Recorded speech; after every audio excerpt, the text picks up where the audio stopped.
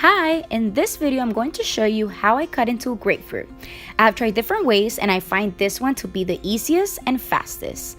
The first thing you want to do is peel the grapefruit, and please be careful with the knife. Make sure the fruit and your hands are dry so you can hold on to it tight.